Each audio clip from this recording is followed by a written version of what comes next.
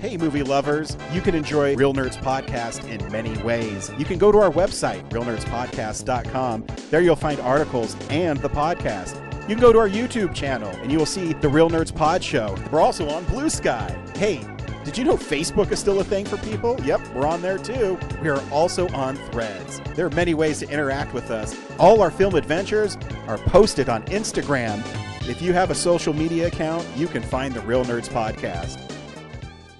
Camera, action!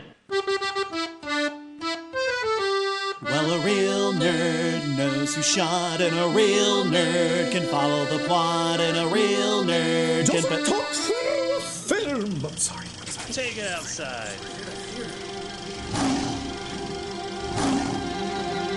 Well, a real nerd knows who shot, and a real nerd can follow the plot, and a real nerd will give it all they got. Lights, camera, action! Real nerds. Another week, another movie, another Real Nerds experience. Welcome to Real Nerds Podcast. I am Ryan. I am joined, as always, by Brad. What's up?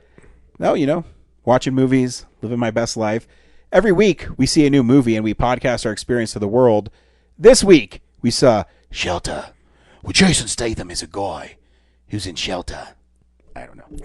I said last week, I haven't seen a trailer for this, so it's kind of cool going into it blind.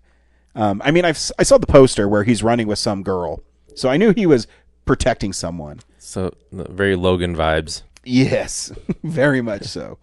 Or his movie Safe, where he's protecting some girl. Anyways, stay tuned. We'll recommend the film or not, play the trailer, then spoil the movie. We'll also talk about films we watched throughout the week. And Brad, Corinne sent something this week, too, for Showtime. So we'll get into that as well. Let's get that out of the way. Sure. Hey, Corinne, what did you watch this week? Hey nerds, Corinne here for another installment of Showtime, where I tell you all about something cool I've been watching lately.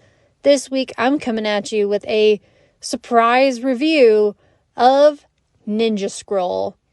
Yeah, Ryan has mentioned it for years, that he's like, if you watch Ninja Scroll, that's the kind of anime that I like. And so finally I was like, alright, I'm gonna watch it. And, I knew it was like rated R or whatever going into it, so I was not surprised when, there's a lot of like people getting chopped in half and a lot of like sexual innuendo and just a lot of weird shit. But as I told Ryan and the other nerds later, I was like, yeah, I've seen weirder though, and admittedly, I don't know what that says about me, but I'm like, well, granted, this was, Ninja Scroll was made in like 93, so yeah, it's not surprising that a lot of like the dark stuff in Ninja Scroll, it's like, yeah, a lot of anime just has equally dark shit these days, and it's rated like TV 14 or whatever. But so just to give you a quick plot summary of Ninja Scroll, if you haven't seen it, they call him a ninja, but I was like, he's more like a samurai sort of, or a swordsman at least. And he is kind of like recruited to help this government agent and this ninja lady infiltrate this like village that had been attacked by these 8 mercenaries. These 8 mercenaries attacked this village. They poisoned the water so that it looked like everybody died of plague. So like all the other like villagers in the nearby area, they stay away from it.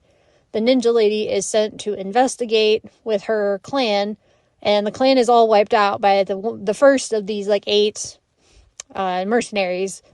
And then she stumbles across the swordsman guy, Jubei. And so Jubei and her sort of team up with this other like old man who's a government agent. He kind of like tricks Jubei into making him help him with this, fight against these mercenaries. And he's like, what are they after? What are they and it's like a lot of like intricate like political shit. A lot of like Tokugawa and like the dark or the shadow shogun and stuff like that. And I was like, okay, whatever. I think they just want an excuse for like sex and violence, which, yep, there's some of that. Lots of violence in well, actually not as much sex as I was expecting. But there's definitely still some of that. Yeah, there's, one of the mercenaries is like this lady who controls snakes. And at one point, like a snake comes out of her, between her legs. And it's like, whoa, risque. And I'm like, yep, all right. I wasn't exactly thrilled by it, but I'm like, I've seen weirder shit, believe me.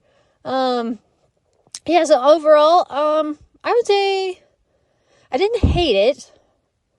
I don't know if I really liked it per se, but I could definitely see a lot of elements of it that are either similar to or influenced other anime of the time period. Specifically, like Inuyasha, there's a lot of elements that I was like, this feels very Inuyasha. There was some stuff that it was like Rurouni Kenshin, Yu Yu Hakusho. It felt very anime, which is why I was kind of baffled that Ryan likes this so much. I'm like, this is like quintessential anime. A lot of, like the trope of, here's this small team of good guys and they don't like each other at first. But they have to work together to defeat this even larger band of bad guys, all of whom have like distinct and weird powers where it's like, they control animals, or they can like move in and out of the shadows, or they control strings and they can like puppet people, or they explode shit. And, it's a lot of stuff that I was like, seen this before. I would say it's probably, very influential in that way. Very dark, very violent. I didn't hate it. I would say I liked aspects of it. The music, I was like, holy shit, this sounds exactly like Inuyasha music from the TV show. Sure enough, I looked it up. The composer, Kaoru Wada, is also the composer for Inuyasha. So I'm like, well, that checks out. A lot of the art style is very distinct to like that late 80s, early 90s time period. So yeah, I'm like, I kind of miss it actually, having that kind of darker style. It's very distinctive. Like, I was thinking about, kind of the progression in the history of anime. And right now, so much anime, even the, like, dark stuff, I'm thinking, like, Demon Slayer or whatever, it's still very, like, bright and colorful and poppy. It's very just, like, a lot of, like, cool colors and stuff. And I'm not saying that's bad. I'm just saying it's different than what we had before. Like, there was this whole fight scene in Ninja Scroll where, like, the background, like, the lighting is all, like, red. That it's, like, red and black. And I was like, this is cool. So I kind of missed that, it's, like, it didn't really, like, the way the people were drawn was kind of ugly, but, like, all the backgrounds and the lighting and stuff was really cool. So, yeah, it definitely made me nostalgic for, like, Yu Yu Hakusho, or even Cowboy Bebop, which I never watched all of it, but, it was just like a rougher art style, a lot of darker tones and things like that. Whereas now, even, like I said, even the dark anime is still very bright and colorful. Like, thinking about Inuyasha, like I was telling Brian this, I was like, the first, like, 80 episodes of Inuyasha are very, very dark. Both in terms of, like, the tone and the animation style. But then compare it to the sequel series, Hanyo no Yashahime, which came out, like 2 or 3 years ago, 4 years ago, within the last, like, 5 years. And, like, Hanyo no Yashahime is very different. It's definitely not as dark, either in terms of the style, like, the art style, or the tone of it. Like, there are a couple of episodes where it gets dark, but even then it's like, it's nowhere near as dark as Inuyasha got. Like, it was just, very poppy, you know what I mean? Just very bright and bubbly, even, like I said, in the darkest moments, which, it's like, it looks beautiful, but, So anyway, that's where I'm at, Ninja Scroll, it was just kind of more of like just this fun trip in looking at, the evolution of anime and, how much things have changed in 30 years. So also the dubbing I don't know. I don't know if it was the dubbing or if it was the voice acting. I think it was mainly the voice actors, like especially the guy who plays Jubei. I'm like, the English voice acting is not, and that makes sense because like early 90s, they weren't quite, like they didn't have like the, you know, a lot of the experience for dubbing stuff in English and, like a lot of the really, really good voice actors that we have today. They just kind of grabbed whoever was around and they kind of just said, here, you know, like, just do it. And I don't know, like, the guy who played Jubei was a little weird, but yeah. Anyway, it just reaffirmed that I think that Ryan would maybe like Inuyasha, the TV show. I know he hated the movie that he watched, the third movie that he watched for episode 800. No, 700. We're not at 800 yet. Not yet. But yeah. I know he hated the movie, but I'm like, you know, if you watch the first, like, 80 episodes of the series, you might enjoy it. It is TV 14, so it's not as violent as Ninja Scroll, but it's still very dark and very violent and a lot of, like, you know, people getting massacred by demons and shit like that. Also a lot of perverted stuff. So, yeah, this is what they had back on Adult Swim back in the day. Fun. So, cool. Well, I'll talk to you guys next time about something. But until then, keep it real, nerds. Bye. Okay, yeah, Corinne, first of all, spot on impression of me. let me see. Why are you watching Ninja Scroll? Second of all, your sexual innuendo thing. There's literal snake that comes out of some chick's vagina. There's no innuendo there. I always love the rock demon in that. I always talk about that. And then when he gets the fucking sword to his blood squirts out, explodes. You know, she tried to tell me that it's a lot like Inuyasha, and no.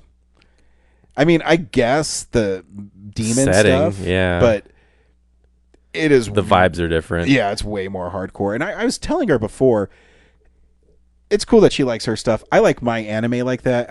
I like the Vampire Hunter D stuff. I like this. The high detail drawing stuff. Yeah, and just the like the cool violence. I mean, I always thought Jubei was really cool. You know, the main character. And then they always had the. They don't say that he's gay guy, but he's definitely gay because he's always smelling roses and has a really effeminate voice. So it's one I always push on people, and it's probably the only anime I've watched multiple times. I just bought the Steelbook like last year as a Blu-ray, and fuck me, it's coming out as a 4K Steelbook. Is it really? Like in a couple months. So I did not get the Steelbook because I have the Blu-ray, and I saw there was nothing new in it. So, maybe I'll get the 4K. Yeah. I don't know if I can do it. Yeah, it depends. Sometimes those are really expensive, the anime stuff. Yeah. Because it's not the same, but it kind of is. I don't know if did you, when you were younger, did you ever watch the Mega Man cartoon where it was Super Fighting Robot Mega Man? Maybe. He was on in the morning, and they just put out a Blu-ray of it, and I want to get it. It's only one Blu-ray, and all the episodes are standard definition on one Blu-ray.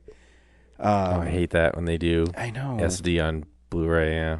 I got some animes like that. But, I mean, when else are they going to put Mega Man out? Yeah. So I'll probably get it. But it's 29 episodes, and I mean, it's $35. But at the same time, I go, the Blu-ray should help clean it up a little bit, no matter what.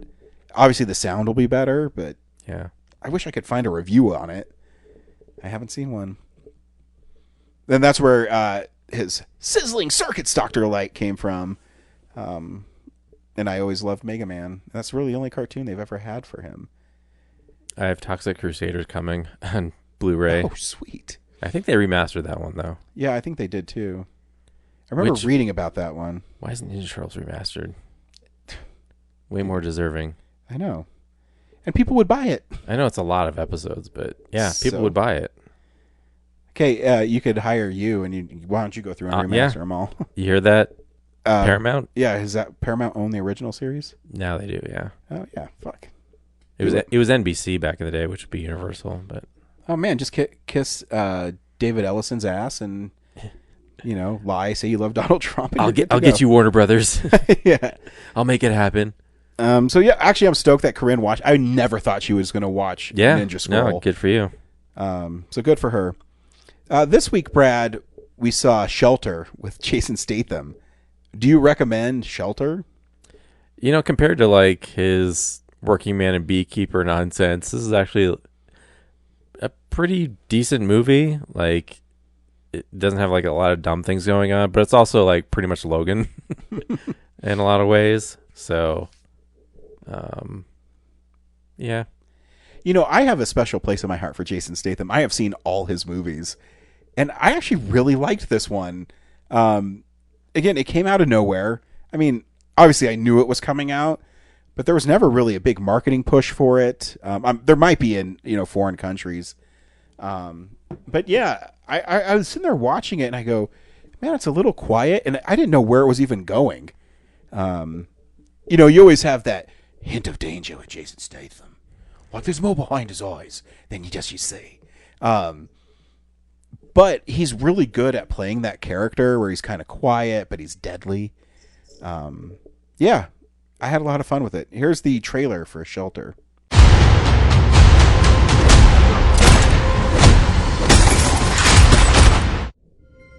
Does the name Michael Mason ring any bells? Mason isn't just an assassin. He's a precision instrument. He was one of the first of elite operatives.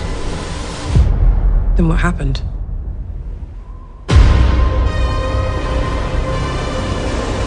I bring you supplies week after week, yet you never leave here. Why is that? Most people just say thank you. Don't ever come up here again. We have a retinal match. Send them.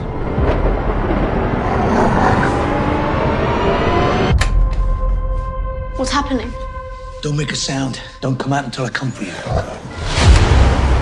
Weapons free. Kill target on sight.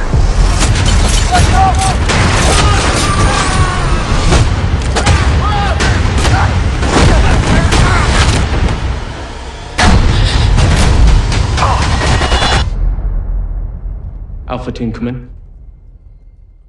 They're all gone. Who is that? Who are these guys? Book the reservation with baggage. You need to throw everything you've got at him.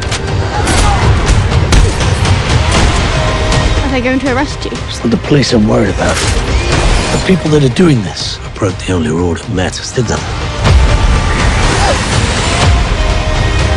His profile's been altered. Our target is not who we thought. I want him taken in alive. I need a way out for her. She's just a kid who was in the wrong place at the wrong time. Come on! Look at you. No country, no badge. You're gone. Not gone. Unshackled.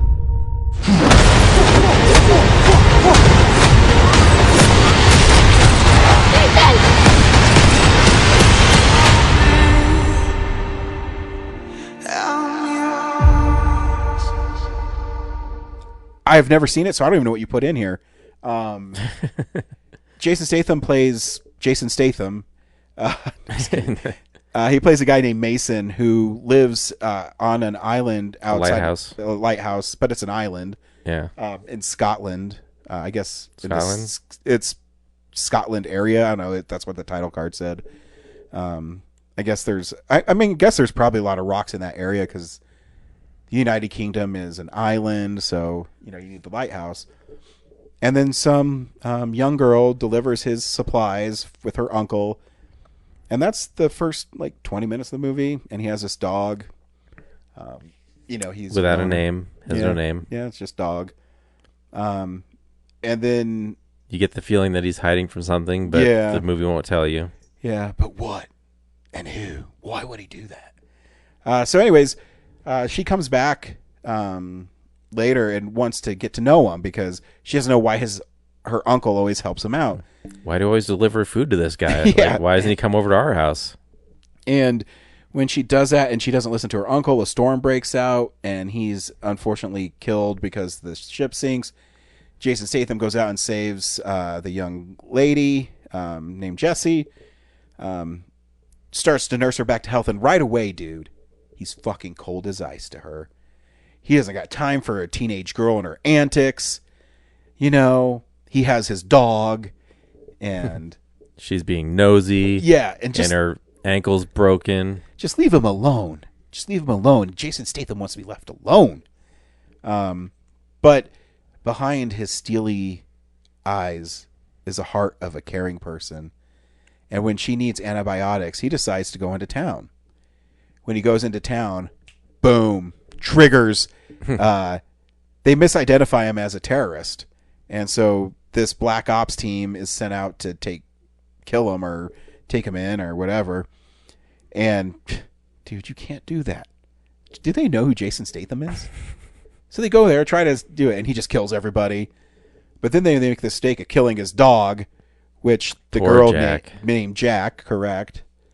And so now he has to go on the run, and you learn that he is part of an elite group of military guys, and he, instead of I guess he's an assassin. Instead of killing... He was part of MI6, but he's like this shadow organization. Yeah, like a offshoot of it where they kill people or assassinate them. But a bunch of British authoritarians are trying to like fucking make it British. Yeah, if they're not trying to colonize stuff. So this his boss, basically what he did was they did facial recognition technology and replaced their face to line up with like wanted terrorists to send people in without them knowing as an excuse. Yeah, and so he's being tracked everywhere, and he's trying to rely on his old MI6 buddies to get him out of the thing, and at the same time he's trying to ditch the girl. Not because he doesn't like her. He's actually got feelings for her now. Who knew he had a heart of... She could melt his heart. Yeah. He just wants to put her somewhere safe, which, first of all, like, as soon as he leaves the island and they go to that one father and son's house, like, could have left her there.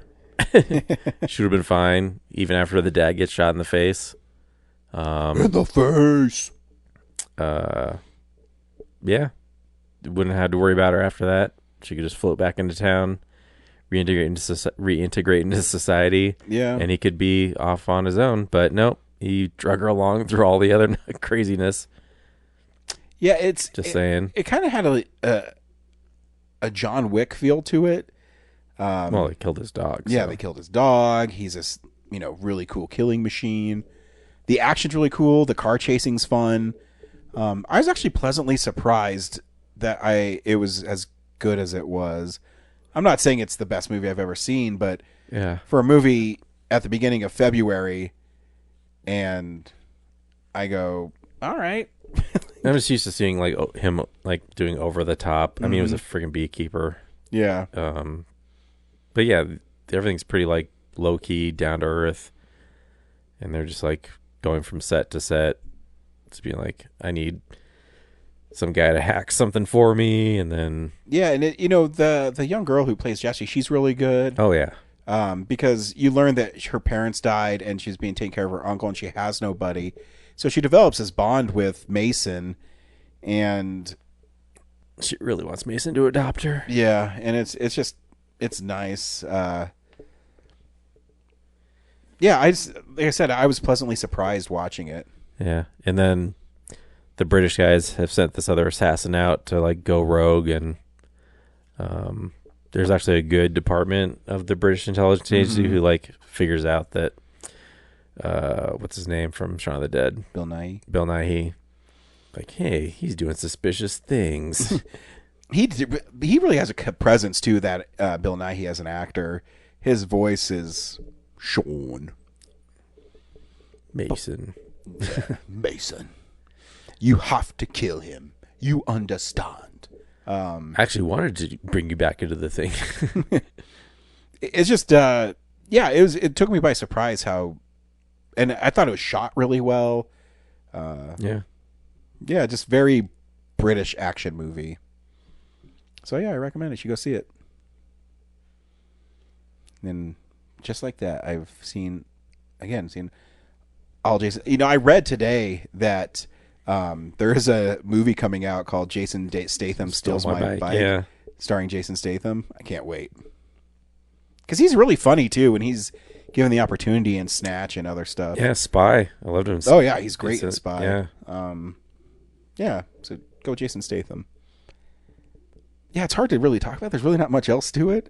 It's like it's the guy has an orphan kid like tagging along. And I'll have to watch Safe the again, movie. but Safe kind of has the same feel, but it's the Chinese mafia chasing him. Yeah.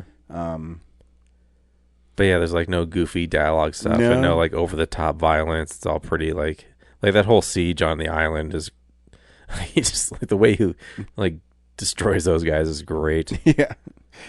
And he never asks anybody if they're wearing a wire. Yeah. So I guess he just transport the girl. Yeah. He is transporting her. Yeah. And he is cranking the boat string, or what do you call it? Pole engine pole. I was surprised that he got busted by that cell phone with the people outside the storefront taking selfies. Yeah. I was like, I feel like he's way more careful than that. But he cared about the girl so much that... Yeah, it's really sweet at the end when he's like in Italy. Mm-hmm.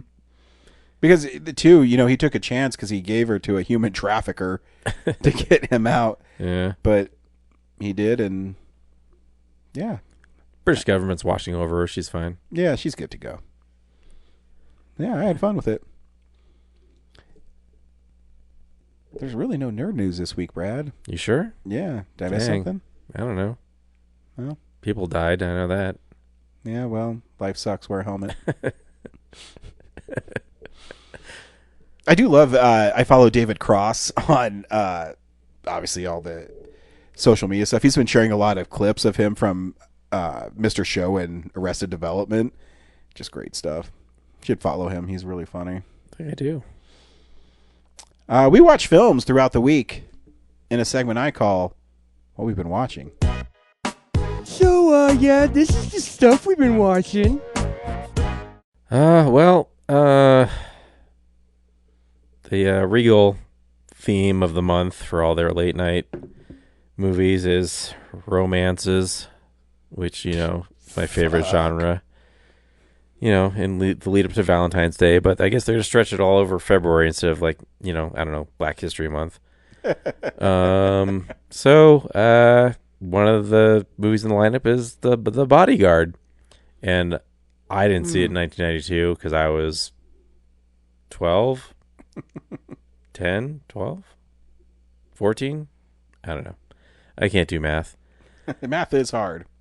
But I was like, it was like a cultural touchstone film. Like it was a big deal, at least as far as I remember, when it came out. Like that whole song came out of it. I'll go see what this is about. It's fine. Yeah. It's literally, Kevin Costner is a former Secret Service bodyguard who decides to just go freelance and protect other rich people until Whitney Houston's character is a recording artist who's being stalked and harassed by some stranger. Her dad actually hires Kevin Costner, who's the best of the bodyguards in the world. But Kevin Costner doesn't want to do it because it's too high profile, too dangerous, too much trouble. But he eventually figured, I guess Whitney Houston's kid charms him enough to be like, okay, maybe I want to help out. And so, he makes the estate more secure and then starts a relationship with Whitney Houston, who's like, I don't know, kind of playful and bit of a brat and snobby, but is attracted to his stoic, no-nonsense demeanor. And, they kind of like each other, but go at each other back and forth. And eventually they track down the real culprit of who's stalking her. And yeah. Yeah, it's not really my cup of tea.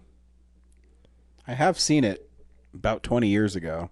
But yeah, I had some questions, like, and I can spoil it. So, hey, also in her estate is her sister, who you find out is has paid an assassin to kill her sister because she wanted to be an actress, and Whitney Houston ended up becoming a recording artist and becoming famous, and that overshadowed all her sister's talent. So, I mean, naturally, you hire someone to kill her. Exactly, your own sister. But later in the movie, the assassin tries to kill Whitney Houston, but ends up killing the sister.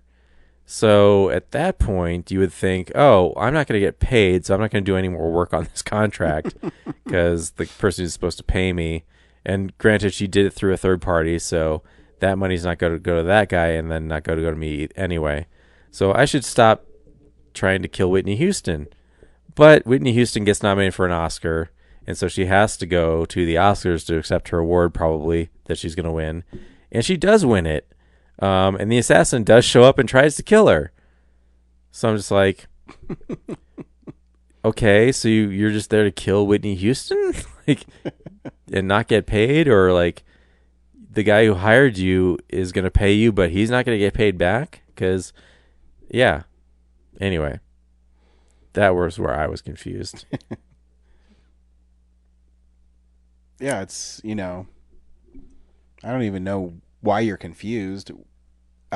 Whitney Houston will always love Kevin Costner. Which is a song they play like 3 times throughout the movie. Yep. Yeah. In like once is like instrumental, and yeah.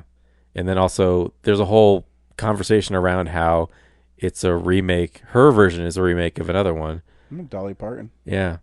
So, yeah. I also saw Whistle. I saw a poster. Is that the one where they're holding the whistle? Yeah, but it's like some an Aztec, shrunken head thing. Yeah. X-23, Daphne Keane, is the lead, and she is a recent transfer to the school where Nick Frost is a teacher, and she's got a chip on her shoulder, but she quickly befriends one girl in the hallway and infiltrates this circle of friends where like there's one jock who's a dick, but his girlfriend's nice to everybody, so she convinces everyone to hang out. And the movie starts off with one basketball player who's like winning the big game, but he's being haunted by this apparition which eventually tracks him down into the locker room and burns him to death. Nice. Which leaves the whistle in his locker for people to find. And then someone picks it up and goes, and would you know that new transfer X-23 gets his locker, so she gets the whistle, but she doesn't blow into it right away. She takes it to Nick Frost, who's like an expert on relics and things. And then Nick Frost figures out what it is, and he's like, I'm going to sell this shit for a lot of money on eBay. Fool. But to guarantee that I get the best bid, I'm going to blow into it. And would you know it? It curses him. Gets him killed, and then X-23's half-brother goes back to get it, and then they take it to a party, and then Jock girlfriend is like, I'm going to blow into it. And her blowing into it because you listen to it curses everyone who listened to it. So now death is stalking everybody for the rest of the movie. What an asshole. Yeah, and they have to figure out how to stop like the curse. So yeah, all the dialogue and plot is like you feel like you've seen it in other movies, like word for word. But I will say the deaths are actually pretty awesome. The violence is pretty awesome. Especially, where did it come from? I haven't seen a trailer for it at all. I think it's like a Shudder movie. Is it? Or is it a like a film festival movie? I don't know. Okay, I was curious. I think I saw Shudder at the beginning of it. I saw a poster. That makes sense if it's Shudder, though.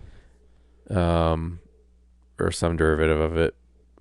But yeah, it's like I can't name it, but I feel like I've seen this exact movie before, where it's like, yeah, they find an artifact, they activate it, it curses them, and they have to figure out how to stop cabin in it. the woods. But yeah, but like even the thing that they think is fixed isn't really fixed, you know. But like I said, there's this part where the half brother. Oh, the thing is, like, the whole concept of it is like, when you're born, your death is determined, and you're basically on a timeline catching up to it. But when you blow the whistle, it compresses that timeline. So now, like, the end is catching up to you before your time. So yeah, it's kind of like It Follows, where it's like physically walking toward you, and you have to like keep outrunning it. But anyway, it catches up the half brother, and like he earlier finds out that he's gonna like get grinded up in a factory accident because he works at the factory, and so finally it does catch up to him, and like you can't see it on the spirit's end, but like everyone's watching his like arm disappear because it's getting shredded into this machine that, you know, doesn't exist. And that was a pretty cool effect. And then he fully gets turned into hamburger meat. Nice. And everyone's just like helpless, like watching this dude float in the air and just get like disintegrated. So super gory. Pretty gory. Love it. Yeah, there's God, what else?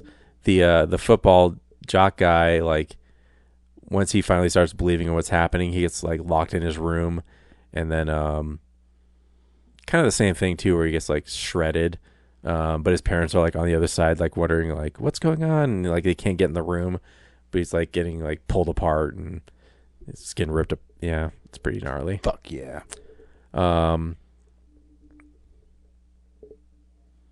Yeah, and I think the last thing for this week, which was awesome, which was Nirvana, another mystery movie. Nirvana, the band, the show, the movie. Yeah, I've really wanted to see this because the Alamo's been putting clips. I never saw their YouTube. Is it a TV show or is it a YouTube thing? I tried to like look up the show. So it was like a Canadian TV show that's like it's like Jackass without the stunts. It's like more of like the made up scenarios. Yeah, because the little clips I saw were just really bizarre but funny. Yeah. So I was really interested in seeing this movie.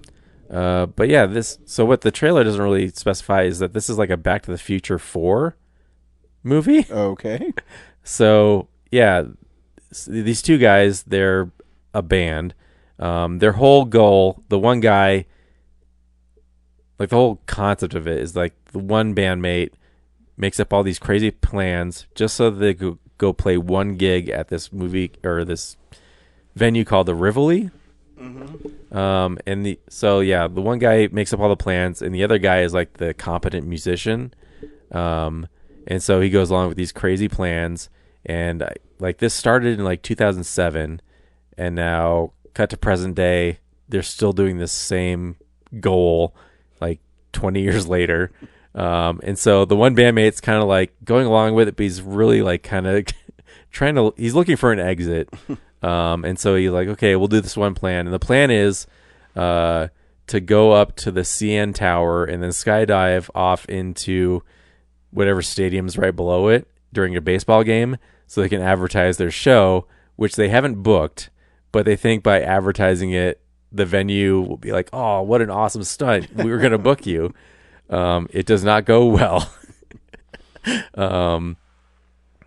And so after it fails, they go home, and like the one bandmate's like finally like that's the last straw, but he won't just admit it outright.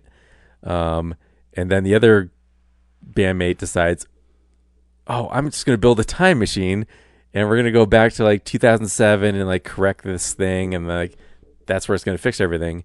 And he actually does it. So like there's real time travel in this movie, and they end up going back to like the year 2008 or something. And so like, you see like billboards for like the Dark Knight around Canada or wherever, Toronto.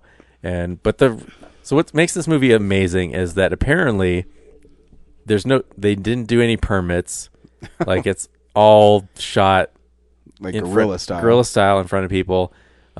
Yeah, there are special effects like for the time travel and stuff. So there's like CGI and stuff and all that. But like apparently like the skydiving and like all the stuff that happens on the street in front of all the people of Toronto is just like guerrilla style. And you watch and you're like, how did they do that? Because like at one point there's like a extension cord hanging from the CN tower down to the street level.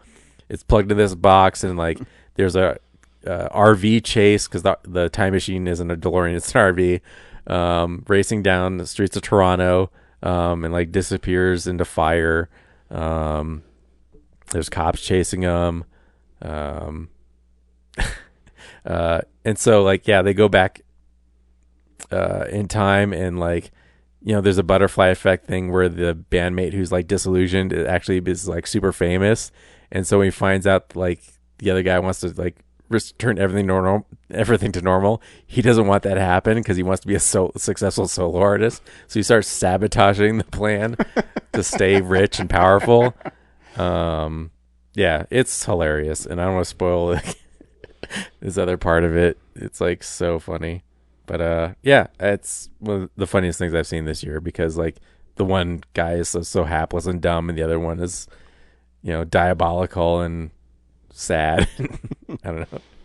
Yeah, it's great. And that's what I watched this week. Yeah, I just watched things. One thing I hadn't seen. I rewatched Turbo Kid for the first time since I saw it in theaters, because the Blu-ray is so hard to get. But I happened to stumble across a Blu-ray special edition turbocharged, I forget what it's called, at Vinegar Syndrome Denver. And rewatching it, man, it's just fun. I love the soundtrack in it, that synth. Just a fun movie, super gory. It's in the same vein of Psycho Goreman, which Psycho Goreman took me 2 viewings to really appreciate. This one, I fell in love with it pretty quickly. You know, his Apple, the little android lady. Apple's like so much fun. Yeah. Is really fun in it. Yeah, it's just a cool movie. And that's another one. I read they made it for $60,000. And the scope of it's limited, obviously, but the effects, they have Michael Ironside, who's a real big time actor. So, he obviously probably just worked for nothing. But if you believe in a concept enough, it's just a fun movie. Yeah. And I had really a lot of fun revisiting it, because that came out 10 years ago, maybe longer. 2015. Yeah. What's cool is the Blu-ray I got. The special feature includes the original rejected ABCs of Death T for Turbo on it, which was really fun to watch. So good for them. And the ABCs of Death people saw enough in it. They said, you know what? Yeah, you should make it a full-length thing. So that was really fun. I watched the 4K of Risky Business, which is one of my favorite Tom Cruise movies. It's very 80s. It's kind of R-rated Ferris Bueller, where his parents go on vacation, leave him money, and he's not allowed to drive his dad's Porsche, but he does anyways. And he's also in Young Entrepreneurs. This is Tom Cruise. And he's originally going to make this thing with his friend where you write down, someone called you, and then you flip a switch and it blinks red. But if it's really important, it also makes a noise. But instead, he learns that he can make a lot of money as being basically a pimp to a bunch of call girls, with Rebecca De Mornay being the object of his desire, she looks great in the movie. But it has a killer soundtrack. The movie's really fun. It's more of a kind of a comedy drama than it is a straight comedy. But Tom Cruise is really great in it. And seeing it in 4K, it looks fantastic. But I also saw the shadow of the boom mic in 5 or 6 scenes, which obviously the higher resolution picked up. So that was kind of interesting. And the special features are great in it. Definitely worth a pickup from the Criterion collection. I also watched In the Mouth of Madness, which is a really underrated John Carpenter film. It's not reality. Yeah. Arrow put out an amazing 4K of it. It's in one of those rigid cardboard ones. It has 2 reversible covers. It comes with a poster of the original theatrical poster plus the commissioned art. It has a 100-page booklet, and it's in 4K. It looks great. It's a really weird movie, but in a cool way. It's about Sam Neill is an insurance investigator, and Sutter Kane is basically Stephen King, and Charlton Heston is the publishing magnate. Yeah, there we go. Who hires Sam Neill because he has this new book called In the Mouth of Madness coming out, and they're waiting for it, but also them not having this book is making people go crazy. So when he goes to this town called Hobbs End, everybody's a little off, and everything that happened in Sutter Kane's book happens in real life there. It's a really unusual movie, but I kind of dig it. When I was younger and we used to rent it at Blockbuster all the time, my friend Brandon and I used to do the lady who goes with Sam Neill sees the little kids in town and she says, "Who takes care of you kids?" And they have these little demon faces and the kids go, "You do. Today's Mummy's Day and you're my mummy." And they chase her all over town. So yeah, it's a fun movie. And of course, Arrow always has really great special features. Lots of fun to watch. The one movie I saw that I hadn't seen is The Strangers, Chapter 3. And is it a movie that I can not have seen 2 and enjoy? I saw 1. Yeah, didn't see 2. 2, which I found on Blu-ray for cheap, because I don't think they're that great of movies. I do like Rennie Harlan as a director. So it picks up right at the end of part 2. But no, you don't need to have seen it because should I spoil part 2? Anyways, the one character in it she's the main character through line throughout of all of them, escapes the strangers, and they kind of give backstories to the strangers, which doesn't always work in horror films. Sometimes they're more scary if you don't know where they come from. Characters make really stupid decisions. Characters are introduced just to kill them, which, is fine, but they don't add anything to the movie. And I don't know, they try to make this mystery started with the first one, but you already knew the sheriff was like a bad guy. So yeah, I mean, it's gory. It's all right.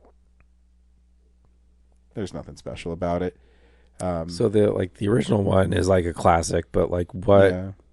Like, I'm trying to think. Like, what was the meeting being like? Oh, we should make a trilogy remake of this. Yeah, I don't know, because I actually think Strangers Prey at Night is a great movie. That's the sequel to The Strangers. The original Strangers is they say it's based on a true story. It really isn't. The director and writer said he just wanted to create a movie where people are unfortunately targeted for a random act of violence, and the inspiration came from the Charles Manson murders. And so Strangers Prey at Night, it takes place in this kind of trailer park community, and it's pretty harrowing. I think it's a great movie. And this one, I don't know why. I mean, I guess they had an idea of, hey, let's make this kind of cool concept where we're going to shoot this trilogy all at once, break it up, and every year we're going to release a new one, which obviously didn't go well. The first one came out and was okay, liked, and because the second one came out 18 months later, and this one is 6 months after that one, so I'm guessing Lionsgate is, we need to get this shit out. Yeah, I don't know what the reasoning behind it is. I think maybe just to keep the IP. I don't know, because it doesn't need to. Yeah, 3 movies is a commitment to. Yeah, and keep I mean IP. the lead actress in it. I mean, she's beautiful, and she's committed. But I think the script kind of lets her down, and it's really not her fault because she can only do what she's been given. Yeah. But yeah, I don't know. I mean, it's gory, so it's kind of fun. Yeah. But usually, like, if there's like a remake, it's like, oh, well, we're gonna make it in 3D, or yeah, there's none of that. We're gonna correct like a plot hole or something. Yeah, because I mean, the first one sort of follows the original. Yeah, there is a really effective moment in it. How they recruit another one of their members is really kind of cool. That's maybe the part of the movie I was most invested in, because it's bad people doing bad things. But yeah, and you don't have to go see it. Your life will be fulfilled without it. Yeah, that's what I watched this week. Next week we're seeing Good Luck, Have Fun, Don't Die. There's a lot of movies coming out next week, but that one seemed the most interesting to me. My wife wants to see Wuthering Heights, so I guess I should take her to that. It'd be kind of weird me seeing that by myself. Yeah. Like, hey, you guys would see that really steamy Margot Robbie movie that I really want to see. Yeah, I'm going to see Crime 101. Yeah, Crime 101 also is coming out, so I just thought that one looked like the most interesting one. I've seen it. It is. Oh, nice. Oh, was it one of your mystery movies? Yep. Oh, fuck. That'd be kind of a fun one, just not going too cold. So yeah, until next time, we'll see you at the movies. A real nerd knows who shot up. A real nerd can follow the plot. And a real nerd will give it all they got. Lights, camera, action. Real nerds.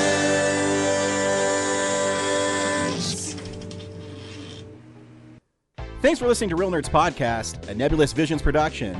Stream or download episodes, read articles at realnerdspodcast.com. Stream us on Apple or Google Podcast, Stitcher, Spotify, or iHeartRadio. Follow us on Facebook, Real Nerds Podcast, Twitter and Instagram at Real Nerds. Watch us on YouTube, Real Nerds Podcast. Email us at realnerds@gmail.com. Call us at 720-6nerds5. Thank you to Sparks Mandrill, Mike at Plan 9 Studios, and Bolognium for all of our groovy theme songs. And that's how you fucking do it!